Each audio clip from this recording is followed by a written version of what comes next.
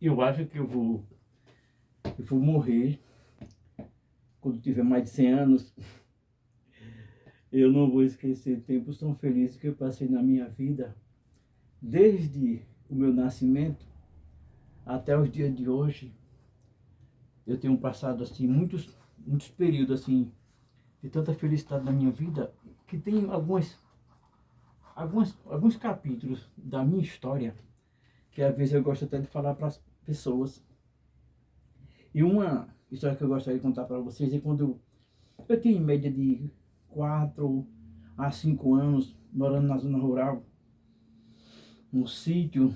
E naquela época, eh, todos os agricultores assim, de uma situação um pouco melhor, tinham uma casa de farinha na sua propriedade. Hoje quase ninguém encontra uma casa de farinha assim, particular assim, de uma família. Quando encontra uma, raramente, pequenas indústrias que pertencem ali a um... Tem ali o empresário e tem os trabalhadores ali, ele paga, sabe? Mas não é o agricultor que planta, que colhe e que vai para casa de farinha produzir a farinhada. Onde eu nasci, todo empresário que tinha uma condiçãozinha melhor tinha uma casa de farinha. E naquela época não havia energia elétrica na nossa região. Isso foi mais ou menos em 64. Então, meu pai ele fazia ali a farinhada começava na quinta-feira e era concluída na sexta-feira. Na quinta-feira ele já começava a recolher ali o muturo. O muturo é aquele mato que ele usa, palha de coco, voador, catingueira, para colocar ali debaixo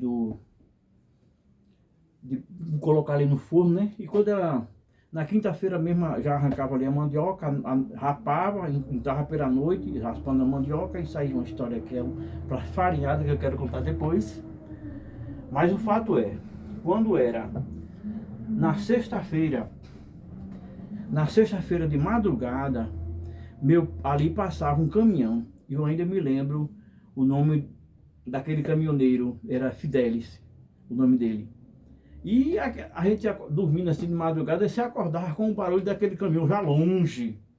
Na época aqueles caminhões antigos, ele era a gasolina e fazia muito barulho quando vinha de longe, a gente já estava ouvindo. Aí a gente pegava pequeno, a gente corria lá para a estrada, meu pai já estava lá esperando com outras pessoas, com outros agricultores, com a sua produção de farinha, porque aquele caminhoneiro, ele saía recolhendo por vários sítios, pelas carras de farinha, quem tinha produto para trazer aqui para Vitória. Ali era farinha, era banana, os produtos da região, né? Que produzia, mas principalmente era farinha. E meu pai vinha aqui para Vitória vender essa farinha, vender a farinha da produção dele.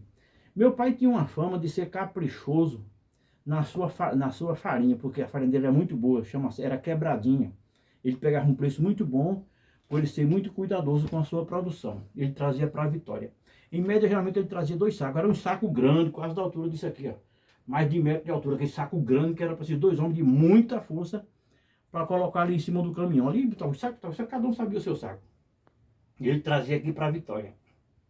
Aí a gente ficava em casa, ansioso, esperando ele chegar, né? Quando já era assim, no período de mais ou menos meio-dia, 1 hora da tarde, aí a gente ouvia novamente o barulho do caminhão, a gente já conhecia aquele barulho típico, aí corria para, né, lá para o aceiro da estrada, que era assim, uma distância, não de 5 minutos, 3 minutos, da minha casa para... Aí a gente ia para lá. E eu ficava muito alegre, porque meu pai ali, ele trazia um saco nas costas, porque o pessoal da zona rural, você pode observar, eles fazem feira, fazem compras com um saco, bota num saco, né?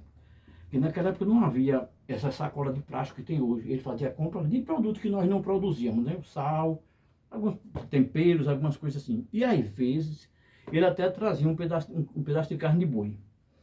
E ele trazia sempre, ele vinha com um saco, e ele ali botava aquele saco assim aqui, né, para vir para casa. E ele trazia ali 1 litro de querosene. Ele comprava querosene aqui em Vitória. E aquele querosene, tinha 1 litro, ele amarrava num barbante e vinha com ele pendurado, e na outras costas, com a outra mão segurava o saco. A gente ia, o meu irmão mais velho ia, e ali pegava aquela carne. A carne que era comprada antigamente dos açougues, ela não vinha embrulhada em papel, essa chapa que tem hoje, que não havia essas bolsas, é claro. Então o marchante vendia a carne ali num barbante. Os mais antigos vão se lembrar disso, que a carne era vendida num barbante, quer dizer, o cara pegava a carne com a agulha de cangaia, que é uma agulha desse tamanho. Ele ali enfiava na carne ali, fazia um laço e ele vinha com a carne pendurada. Era o costume mudado, né? Aí vinha para casa. Mas uma coisa que a gente ficava com o sentido ligado era porque todas as vezes que ele vinha para Vitória, uma coisa que ele não esquecia de trazer de levar para nós era era um pão. Ele comprava um pão. Agora os pães daquela época não era pequenininho assim não, tinha 100 gramas, né? Era bem grande. Era mais ou menos do tamanho desse cabo aqui de martelo. Era uns pão bem grande. Aí quando eu chegava em casa, aí mamãe separava aquelas coisas, e ela, a gente ficava logo de olho assim na mesa de olho, né? Olhando para a mesa assim, aí ela pegava aquele pão e cortava aquelas fatias, né?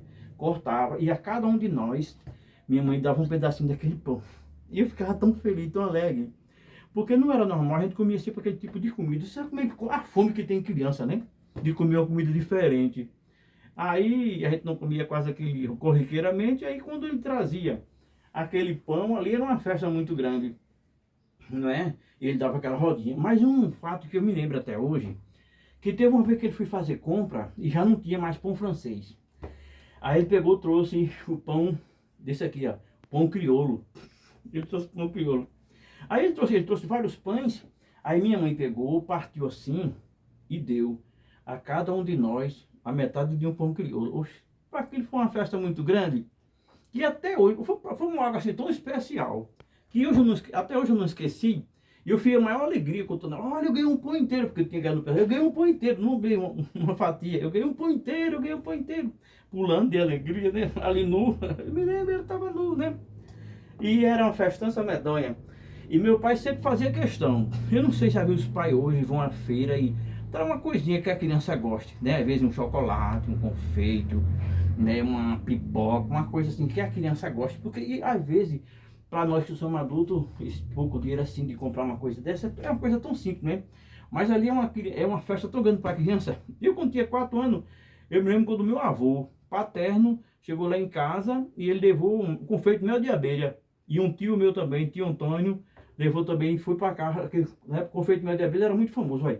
Aí eu ganhei um confeito de mel de abelha. Para mim era uma coisa tão gostosa que até hoje eu não esqueci mais.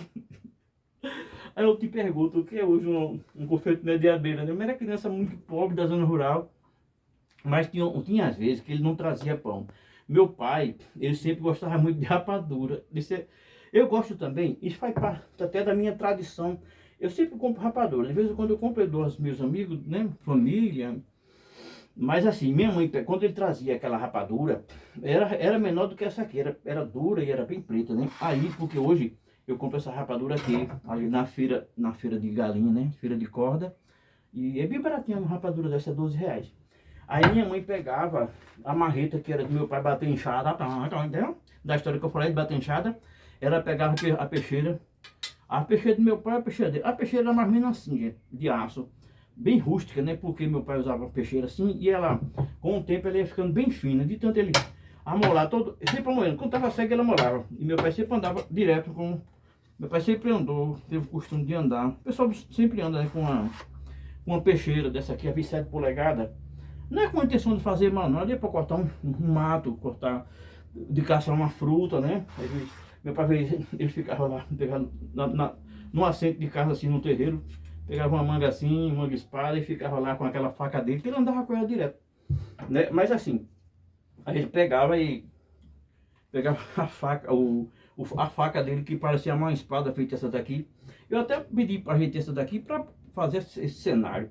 Então ela pegava e ó, quebrava ali em vários pedaços.